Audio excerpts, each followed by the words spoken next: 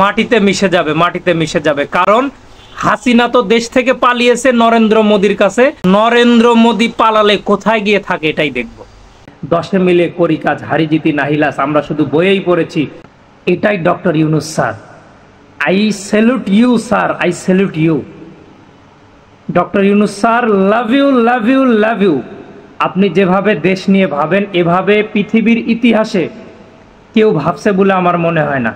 আপনি কিছুদিন হলো দেশে এসে দেশ নিয়ে যেভাবে চিন্তিত, এভাবে যদি চিন্তিত আমাদের বিগত সরকার থাকতো, আজকে দ্বিতীয় আমেরিকা আমাদের বাংলাদেশ হতো, দ্বিতীয় আমেরিকা আমাদের বাংলাদেশ হতো। কারণ আমাদের বাংলাদেশেও কম টাকা ছিল না, কম সম্পদ ছিল না। এই সম্পদগুলো সব আমাদের বিগত সরকারের কারণে নষ্ট হয়েছে। আমি এই কথাটা কেন বললাম দেখেন, আমার সবচেয়ে ডক্টর ইউনূস স্যারের এই কথাটা ভালো লাগছে। আপনাদের ভিডিওটা আমি দেখাই, অনেকেই হয়তো বা দেখছেন, অনেকেই দেখেননি, ভিডিওটা দেখেন। এখন আমরা যখন কথা বলছি তখন আমাদেরই কাছে ভারত পাকিস্তান যুদ্ধ হই অবস্থার মধ্যে হয়ে গেছে। দেখলাম হয়তো গুজব যে আজকেই শুরু হয়ে যাবে যুদ্ধ, এরকম পরিস্থিতিতে আমরা বাস করি। তো কাজেই এই পরিস্থিতির মধ্যে প্রস্তুতি না নেওয়াটা আত্মঘাতী, এবং প্রস্তুতি নিতে হলে আধা আধি প্রস্তুতির কোনো জায়গা নেই। এটা এমন এক পরিস্থিতি, জয়ই তার একমাত্র অপশন, পরাজয় এখানে কোনো অপশন হতে পারে না। কথাটা শুনেছেন? প্রস্তুতি নিলে আধা আধি কেন, যেটা নিবেন সেটা পুরোপুরি নিতে হবে। এটাই একজন সাহসী বীর পুরুষের কথা, এটাই একজন সাহসী বীর পুরুষের কথা। ভারতের শত্রুতা তো পাকিস্তানের সঙ্গে হয়েছে, কি নিয়ে হয়েছে সেটা তাদের তো একটা দেশীয় মামলা, কিন্তু আমাদের এখানে তো রক্তের মামলা হয়ে গেছে। আমাদের সঙ্গে ভারতের মামলাটা একটা রক্তের মামলা হয়ে গেছে। কারণ ভারতের সরকার আমাদের সঙ্গে কোনো অর্থনৈতিকভাবে ঝগড়া লাগে নাই। ভারতের সরকার আমাদের সঙ্গে কোনো জমি বা কোনো জায়গায় স্থান নিয়ে ঝগড়া লাগে নাই ভাই। এটা সম্পূর্ণ মনের সমস্যা তাদের। তারা শুধুমাত্র হিংসা করে আমাদের সঙ্গে যুদ্ধ লাগতে চেয়েছে, ঠিক আছে? তারা হিংসা করে আমাদেরকে কটাক্ষ করে কথা বলেছে। এবং ভারতের কিছু সংখ্যক জনগণও যারা সাধারণ ইউটিউব ফেসবুক করে, তারা এসে আমাদেরকে গালিগালাজ করেছে, ভারতে নির্যাতন করেছে আমাদের মুসলমান ভাইদেরকে।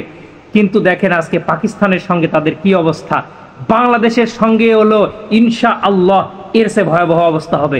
কারণ ডক্টর ইউনূস স্যার বলেছেন আধা আধি কোনো প্রস্তুতি চলবে না, চললে পুরোপুরি প্রস্তুতি চলবে। ভাই ডক্টর ইউনূস স্যার তো সেদিন দেশে আসছেন ভাই, উনি সেদিন দেশে এসে যদি বাংলাদেশকে নিয়ে এভাবে ভাবতে পারে, এভাবে চিন্তা করতে পারে, আমি আপনি তো জন্ম থেকে বাংলাদেশে আছি, আমার আপনার চিন্তা কেমন হওয়া দরকার। মনে রাখবেন এটা ইসলামও কিন্তু সমর্থন করে ভাই।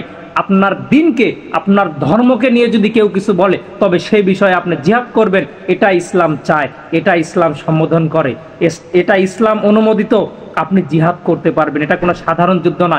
এই জিহাদে আপনি অংশগ্রহণ করলে অবশ্যই আপনি সওয়াবের অংশীদার হবেন, এটা মনে রাখবেন। কারণ এখানে কোনো দেশীয় না, তারা ইসলামকে মূলত টার্গেট করে এই সমস্ত কর্মকাণ্ড ঘটাচ্ছে। কই তাদের আশপাশে কি আর কোনো দেশ নেই, আর কোনো হিন্দু দেশ নেই, আর কোনো বৌদ্ধ দেশ নেই, আর কোনো খ্রিস্টান দেশ নেই?